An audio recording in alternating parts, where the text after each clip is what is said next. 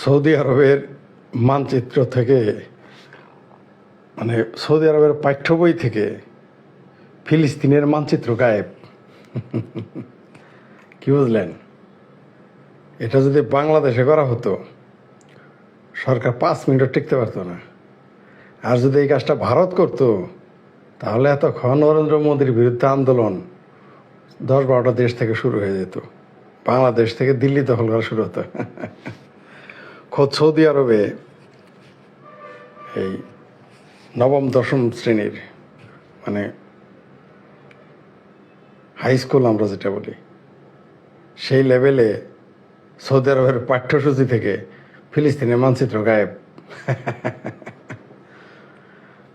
আমি এর আগে লিখেছিও বলেছিও সৌদি আরবের সাথে ইসরায়েলের বন্ধুত্ব আছে এবং সুসম্পর্ক আছে, থাকবে। এই কথা বলার জন্যে কয়েকবার দৌড়ে নিয়ে খেয়েছে, একবার মায়ের খেয়েছে, ওগুলো আবার লোকজন টিটকারি দেয়।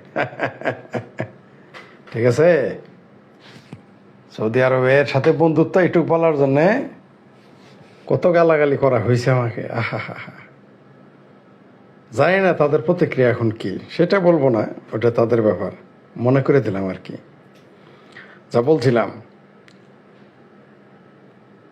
টুইন টাওয়ার হামলার পরে পুরো আরবের শিক্ষা ব্যবস্থার প্রতি ইউরোপ আমেরিকার বদনজর বলেন আর সুনজর বলেন, তাদের পাঠ্যসূচিতে আছে। ইভেন আমাদের বাংলাদেশেও, পাকিস্তানের উপরেও। আরবের উপরে কেন সুনজর দিছে জানেন, বা বদনজর দিছে? কারণ টুইন টাওয়ার হামলায় যারা জড়িত ছিল 19 জন নাগরিকের মধ্যে 15 জন ছিল সৌদি আরবের। তারপরে থেকেই ইউরোপ সতর্ক। সৌদি আরবকে তো তালাক দিতে পারে না ইউরোপ আমেরিকা, কারণ প্রচুর অর্থ সম্পদ এবং তেল আছে সৌদি আরবে। তার কারণে সৌদি আরবকে কিছুই বলে নাই। আক্রমণ কোথায় হয়েছে? ইরাক আর আফগানিস্তানে। ঝিমেরে বহু শাসন। আমেরিকা ঝিমেরে বহু শাসন করে দিয়েছে। তারপরে থেকে সৌদি আরব টাইট। নিজেরাও নিজেদের স্বার্থে সৌদি আরব শিক্ষা ব্যবস্থা পরিবর্তন আগে থেকে এনেছিল। সেই 2000 সাল থেকেই তারা পরিবর্তন আনতেছে। 2023 সালে সৌদি আরবের খোদ সৌদি আরবের পাঠ্যসূচিতে ফিলিস্তিনের মানচিত্র নাই।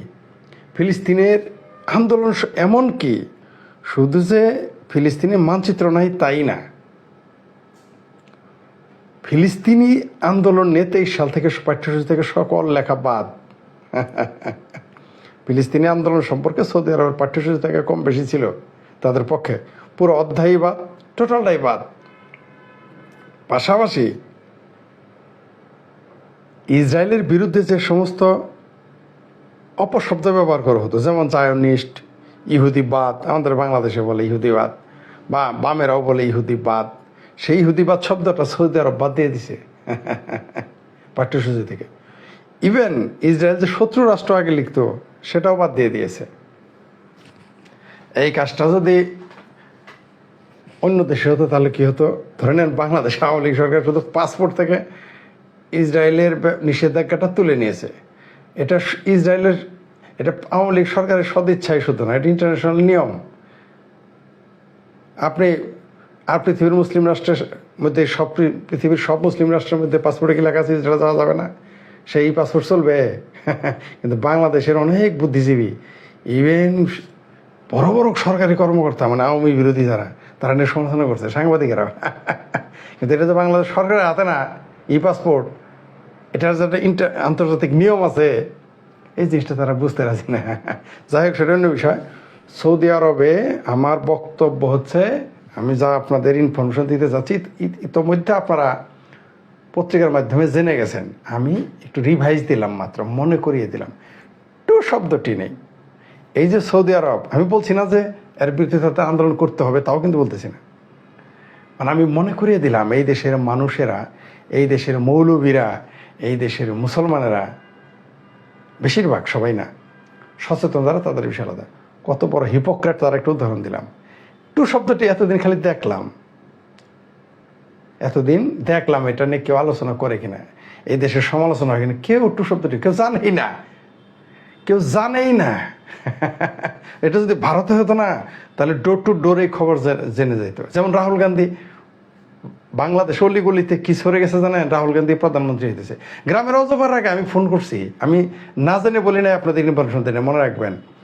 হয় আমাকে কেউ সঠিক তথ্য দিয়েছে, আর না হলে আমার প্র্যাকটিক্যাল, এটা আমার প্র্যাকটিক্যাল, মানে আমাকে কেউ ধার করে না, কেউ আমাকে দেয়নি। যে কেউ দিলে সেই তথ্যটার কিঞ্চিত সম্ভাবনা থাকে 1% হলেও ভুল হইতে পারে। এটা আমি নিজে বলতেছি আপনাকে। আমি অজপাড়া গায়ে ফোন করেছি, অজপাড়া গায়ে কম শিক্ষিত লোকদের, তারাও জানে রাহুল গান্ধী প্রধানমন্ত্রী হইতেছে বাংলাদেশে, ভারতে। কিন্তু তারা এটা কেউ জানে না। সৌদি আরবের পাঠ্যসূচি থেকে ফিলিস্তিন শব্দটা, ফিলিস্তিনের মানচিত্র নাই। ইহুদিবাদ শব্দ, মানে ইসরায়েলের বিরুদ্ধে যত নেতিবাচক শব্দ আছে সব পাঠ্যসূচিতে তুলে দিছে। কেউ দিলেন। শুধু এইখানেই শেষ না, হিজবুল্লাহ, হামাস, হুতি, আল কায়দা, এদের বিরুদ্ধে বরং পাঠ্যসূচিতে লেখা আছে এরা উগ্র, এরা সন্ত্রাস, এরা আন্তর্জাতিক সন্ত্রাসবাদী, এরা সন্ত্রাসবাদ চর্চা করে, এরা সন্ত্রাস রপ্তানি করে। কারা?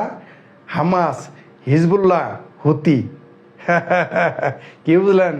সৌদি আরব পাঠ্যসূচিতে লেখা আছে হামাস সন্ত্রাসী সংগঠন, এরা সন্ত্রাস রপ্তানি করে।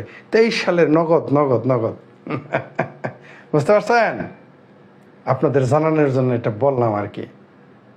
ভাগ্যিস ওই দেশে চর্ম নাই, হেফাজত জামাত নামের কোনো সংগঠন নাই। যদি থাকতো তাহলে বাংলাদেশের মতো আন্দোলন, একটা তুখার ঘরে ঘরে আন্দোলন চলতো। সেখানে কোনো আন্দোলন তো দূরের কথা, টু শব্দটি নেই, এবং সেগুলো পরে এবং মানে। শুধু তাই না, সৌদি আরবে তো টু শব্দ নাই। এখন এরা বলবে সৌদি আরবে তো রাজতন্ত্র, তাই ওখানে আন্দোলন করে না। তো 10,000 মাইল দূরে হুক্কা হুয়া করলে বাংলাদেশে চিৎকার করা, এবার 4,000 মাইলে সৌদি আরব যে ফিলিস্তিনের নাম তাদের পাঠ্যবই থেকে বাদ দিছে, ফিলিস্তিনের মানচিত্র উধাও করে দিল, গায়েব করে দিল, একটা লোক তো টু শব্দটি করতেছে না। ফিলিস্তিনিদের আন্দোলন নিয়ে পাঠ্য বই বাতিল, সে অধ্যায়ই নাই, সেটা নিয়ে তো টু শব্দটি করতেছে না। এবার বাংলাদেশের লোকজন কি পাকিস্তান কি ভারতের ভিতরে যে সকল পাকিস্তানি, তারাও নীরব। বাংলাদেশে পেয়ারা পাকিস্তানও নীরব, খোদ পাকিস্তান নীরব। কি একটা অদ্ভুত সার্কেল, মিল আছে এখানে। কোথায় যেন একটা বিনি সুতার মালা আছে, সব চুপ। চিন্তা করে দেখছেন তো? তাহলে সামারে কি ইসরায়েলকে নিয়ে যত অপবাদ, ইসরায়েলের বিরুদ্ধে, ইহুদিদের বিরুদ্ধে 20টি অপশব্দ ছিল তাদের ভাষায়, আমার ভাষায় না। সেই অপশব্দ 20টাই বাতিল করে দিছে। এখন তারা লেখে ইসরায়েলি দখলদার, এর চেয়ে বেশি কিছু লেখে না। আর আল কায়দা, মোসাদ, হুতি, হিজবুল্লাহ এদেরকে সন্ত্রাসী সংগঠন হিসেবে পড়ানো হয়। বুঝতে পারছেন? আপনাদের একটু জানালাম আর কি। সবাই ভালো থাকবেন। আসতেছি একটু পরে দুবাইয়ের কোরআন পড়ার কি নিয়ম চালু করছে সৌদি আরব, দুবাইয়ের কোরআন পড়ার, অনলাইনে কোরআন শেখানোর কি নিয়ম, সে বিষয়ে লাইভে একটু পরে আসতেছি।